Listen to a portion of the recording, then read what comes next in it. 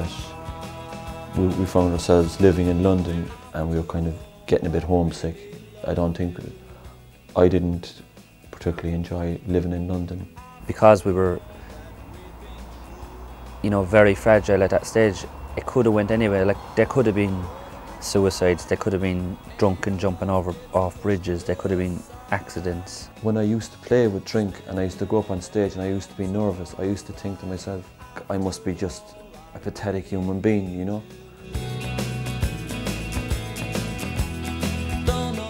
I suppose it's like, you know, you'd be on the tube in London or something like that and people would recognise you, you know. For us, it just seemed weird. And, you know, you'd be playing a gig to, you know, you might be playing a gig to thousands of people and they're all jumping around and they're singing your song. The day before After All was released, we were just like, you know, 3 goofballs from Cork who were playing in a band. Like 7 days later, when it charted, we were just, the tune was on the lips and on the brain of everyone in the UK. Not only was it on the kind of commercial youth stations, it was on, like, you know, Radio 4 were playing it, BBC Radio 2 were playing it, you know, and it was a real crossover kind of song. We just kind of started building and building.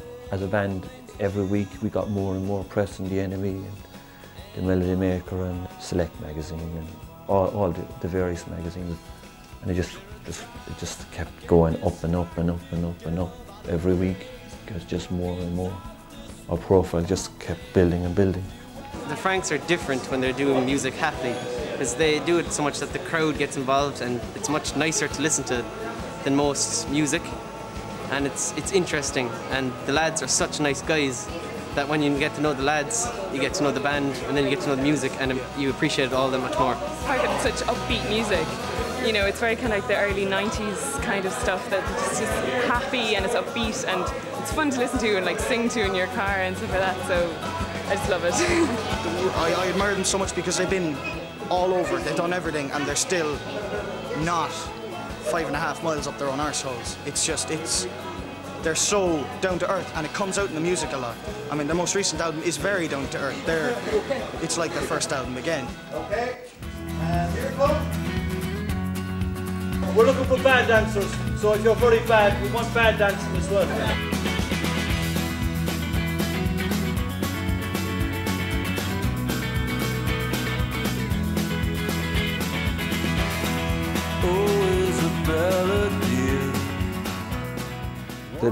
There are lots of reasons why you form a band. It's not, you know, I mean, there are the reasons that, you know, you want to be famous somewhere, you know, and I think it's probably another way of, like, you think that, you know, if you're famous, you'll get all the girls, you know what I mean? All you wanted was, at the time, you probably just wanted one. Do you know what I mean? Because you were like, I think we were about probably 16 or something. It's not that we didn't want to be stars, it was that, like, we only found out that we weren't cut out to be stars when stardom came along. It's certainly a weird one. You make music because you have to make music. You want as many people to hear it as possible. You want all them people to like it. And then when they do like it, you get scared.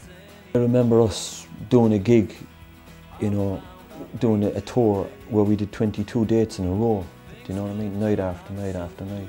And it's only when I look back at it now and I think of the madness that was, like, you know, and the strain that put us under, you know, having to perform every night, right, for 22 nights in a row. Like, I mean, I felt that, like, I was being propped up. We were over there, the Sony building is in Manhattan, and kind of went up to the top floor and you were just overlooking the city, and I guess this guy was like one of the most, you know, powerful men in music. I think one of the guys who was like chairing the meeting had like just come off like the latest Mariah Carey record, so he was going to use everything he learned on that for like the next project, and you know, that just wasn't gonna ever work. So you shouldn't complain as a musician, you know what I mean, or someone who wants to be famous, because it's the territory, you know, it comes with the territory. it's something that you have to accept. You know what I mean? It's like, you know, you've shaken hands with the beast of rock and roll or whatever. Do you know what I mean? And you kind of have to accept what comes with it. You know.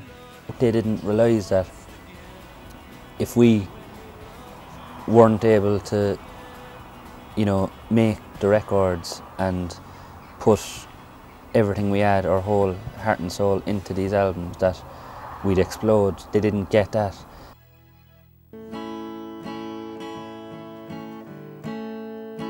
I had a lovely time.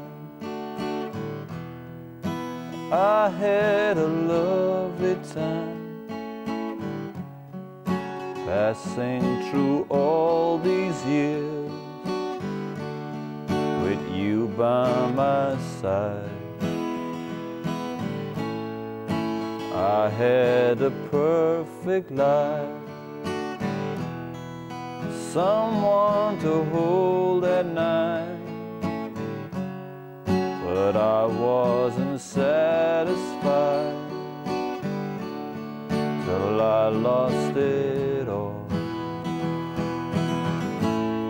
But I'm still in love with you when I'm still. You couldn't do it again? No, I couldn't do it. Well, I couldn't do it again. No. I'd be gone.